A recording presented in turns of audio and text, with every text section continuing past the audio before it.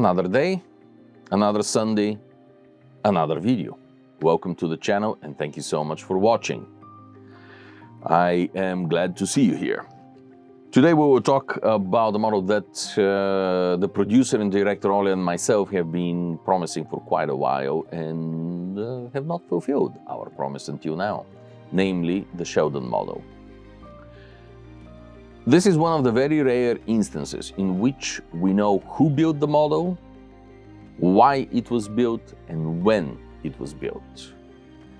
It was built by the English shipwright Francis Sheldon, who in 1658 received permission from the usurper Kroum to go serve the Swedish king and build ships for him in Stockholm. We actually have the correspondence surviving in the archives between the king and the master shipwright. The vessel is, the model rather, is not of a specific ship per se. It was intended to represent the sort of ship that Sheldon could build for the crown. That is the simple historical fact behind it. It is very likely that this model became the basis on which the Risk Applet was constructed shortly after that by above-mentioned Sheldon. Niklas Eriksson, a Swedish archaeologist and historian, has already published a book in Swedish on the relationship between the model and the wreck of the Risk Applet, which survives in fairly good condition, as most Baltic wrecks do survive. And he has carried out research and diving and documentation on that side. So there certainly are elements that correspond between the two. But the ship itself was not really built as designed to, definitely. Another popular misunderstanding of this model is a number of researchers have really wanted this ship to be the Naseby, subsequently renamed Royal Charles, which of course in 1667, in the raid of the Medway, the Dutch captured and carried away to the Netherlands. Whitson published a detailed description of the vessel in his book, or was it Van Eyck? Anyway, the ship survived until 1673, when she was broken up. She was simply too large, too deep drafted to be of any use to the Dutch Navy. Returning to the relationship between the Naseby and the model. A number of scholars, as I said, really wanted it to be that ship. And they have brought water from over 9 mountains to make a case that this really is the same ship. But basically the only suggestion that it could be that ship is the fact that Sheldon was involved in the construction of Naseby. So was he influenced by Naseby? Quite possible. It was part of his educational process, but Naseby was not the only ship he was involved with.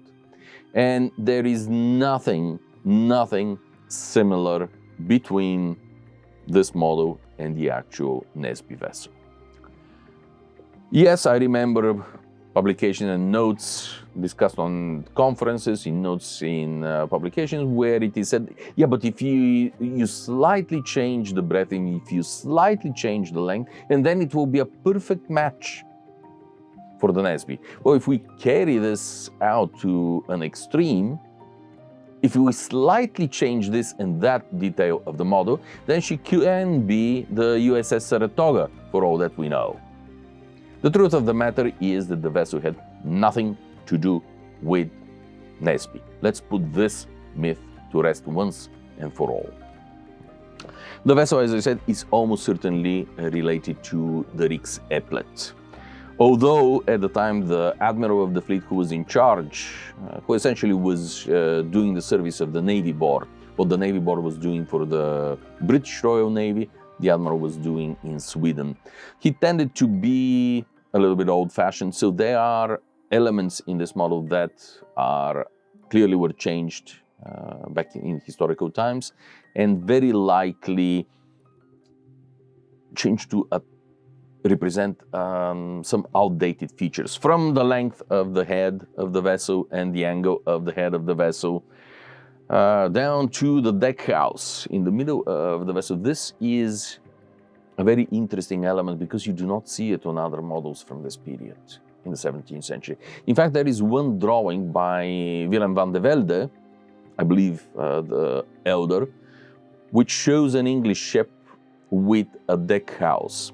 Behind the deck house, there is a sunken well. Let's call it the cockpit for a lack of a better word. But it is very clear that this is not part of the quarterdeck. It is actually a deck house. There are passages on both ways, on both sides of the deck house. There is the cockpit behind it and the steerage of the vessel. And as I said, there is one illustration of a two-decker that shows essentially the same arrangement. That illustration dates to 1635. So there is definite evidence here for outdated features that were no longer current in the 1650s. Speaking of the deck, this is deck house. This is one of the final and positive pieces of evidence that this ship has nothing to do with the Naseby. She has no she has no forecastle. She has practically no quarterdeck. She has a deck house there. Naseby had a forecastle. Naseby did not have a deck house. Naseby had a quarterdeck. We have enough illustrations by the Willem van de Veldes of this ship to be quite certain about this. Then there is, of course, difference in distribution of guns, in decoration, the quarter galleries, etc.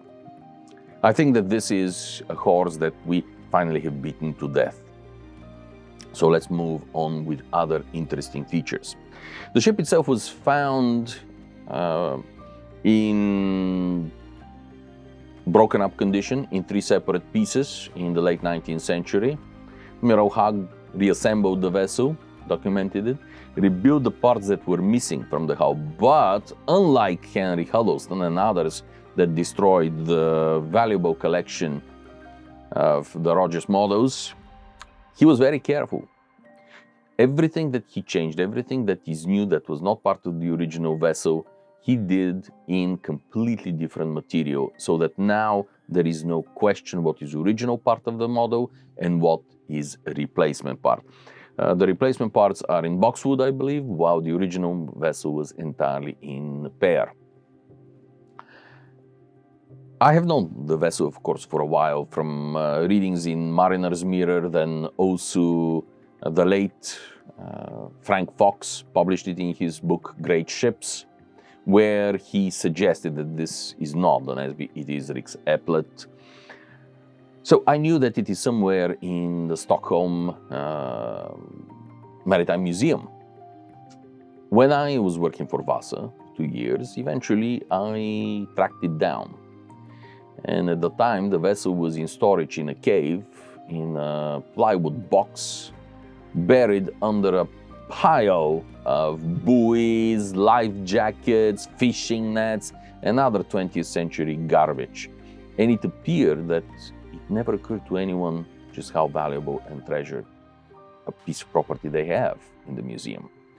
Because museums were connected, Vasa was able, or specifically Fred Hocker was able to request the loan of the model. And for the 2 years that I worked there, this was my deck decoration. This beautiful ship that you see here was on my desk.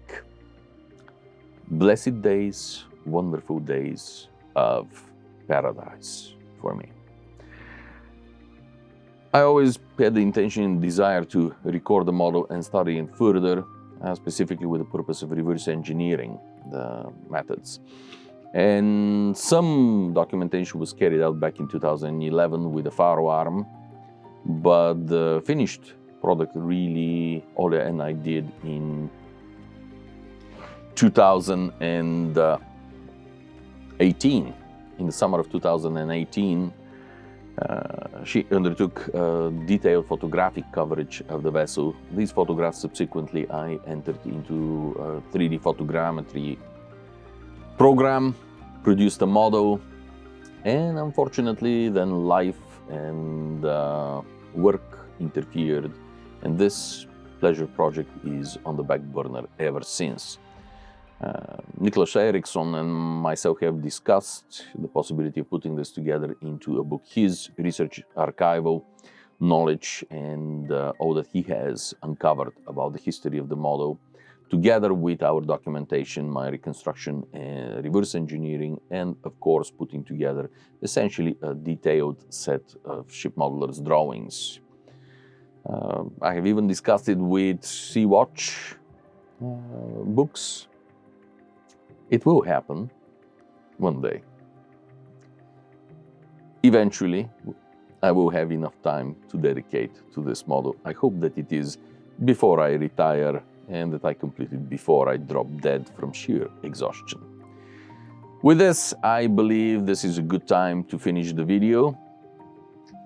Thank you once again for watching. I hope you enjoyed it. And I'm looking forward to your questions and doing my best to answer them. Have a wonderful rest of the day.